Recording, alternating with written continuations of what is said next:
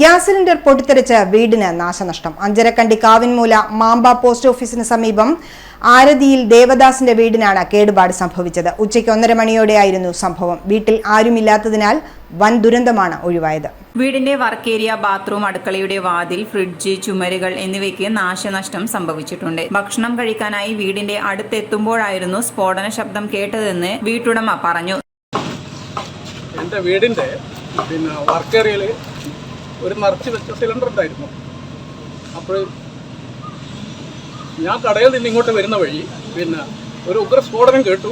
ഇവിടെ വന്നാൽ കാണുന്നതെന്ന് പറഞ്ഞാൽ വർക്ക് ഏരിയ കംപ്ലീറ്റ് പൊട്ടിത്തെറിച്ചിട്ട് അങ്ങനെ ഒരു അവസ്ഥയിലാണ് കാണുന്നത്. ആ സമയത്ത് വീട്ടിൽ ആരും ഉണ്ടായിരുന്നില്ല. ഭാര്യ ജോലിക്ക് പോയിരുന്നു. പിന്നെ 2 ചെറിയ കുട്ടികളാണ്. അവരെൻ്റെ കൂടെ കടയിലായിരുന്നു ഉണ്ടായിരുന്നത്. സ്ഫോടനത്തിന് 1 മണിക്കൂർ മുന്നേ വീടിന്റെ അടുക്കള ഭാഗത്തു നിന്നും പുക കണ്ടതായി പരിസരവാസികളും പറയുന്നു. ഒരു 12:30 മണിയായിട്ടുണ്ടാവും. ഇങ്ങനെ വാർപ്പ് അടിച്ചു വരുമായിരുന്നു, വൃത്തിയാക്കുമായിരുന്നു.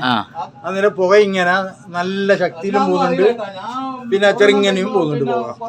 ഞാൻ വിചാരിച്ചു ഇവിടെ പണിക്ക് പോയിട്ട് ഉച്ചയാകുമ്പോഴേക്ക് വരത്തില്ലേ, അന്നേരം വന്നിട്ട് എന്തെങ്കിലും ഭക്ഷണം ആക്കുന്നതായിരിക്കും, അതാണ് ആ പുക പോകുന്നത്.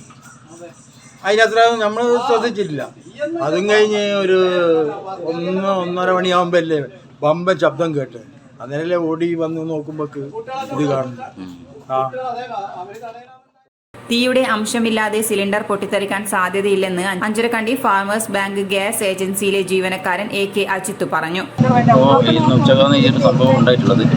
ഈ ഒരു ഫുൾ സിലിണ്ടറും അതിൻ്റെ അടുത്ത് വെച്ച ഒരു 4 സിലിണ്ടറും കൂടിയാണ് പൊട്ടിയിട്ട് കാണുന്നത്. അപ്പോൾ ഫുൾ സിലിണ്ടർ ഒരു കാരണം വെച്ചാൽ എങ്ങനെ ഇതായാലും ഒരു തീൻ്റെ സാമീപ്യം ഇല്ലാണ്ട് ഒരിക്കലും പൊട്ടില്ല എന്നാണ് നമ്മൾ നീക്കണം. ഒരു തീൻ്റെ സാമീപ്യം വന്നു കഴിഞ്ഞാൽ മാത്രമേ സിലിണ്ടർ, അതും സിലിണ്ടറിന് അങ്ങനെ ഇതായിട്ട് പൊട്ടില്ല, പൊട്ടേണ്ട സാധ്യത പറഞ്ഞു.